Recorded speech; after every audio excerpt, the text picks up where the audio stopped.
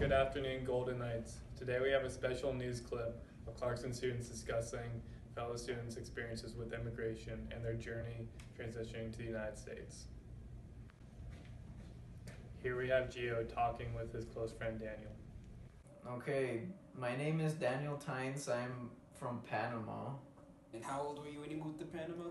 I was 4 years old. Okay, so what'd you bring with you when you came back? What? What'd you bring with you when you came back to America? Or what'd you leave behind? So like what stuff I left behind, right? Yeah. I mean probably just friends. I guess friends, family. That's fucking depressing. That's what you leave behind when you leave any place, in a way. I left my cat too, though. That was pretty sad. What's the name of your cat? My cat's name is Manchita. What's the biggest struggle when it came to moving to America?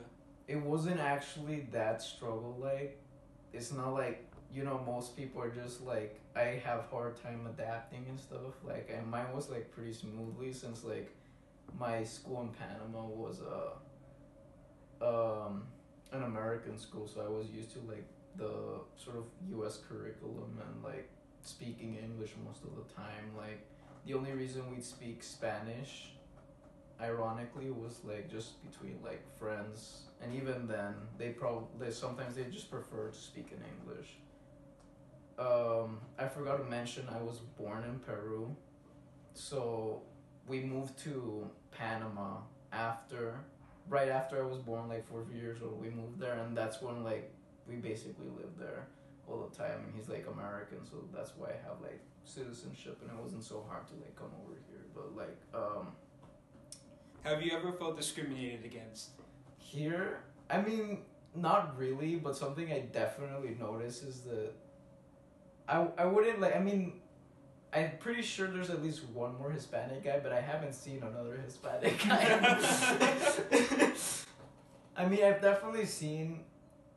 There was a guy I met, I don't know where, but he looks sort of like Hispanic, and he can actually talk very well Spanish, but he says he can't. And I don't know, it's just like, it's kind of like, you sort of like know that there's a difference, that there's not a lot of U's around, I guess. How would you say the media affects your view and the acceptance of immigrants in the country? I mean, I haven't really been in the U.S. enough to actually have at least like, should have like a stand on that, but like, I mean, You haven't really experienced the media enough, or like... I mean, I haven't, yeah, like, I'm not really one to like watch the news and everything. So like, that would pretty like, yeah, that would like ruin the question.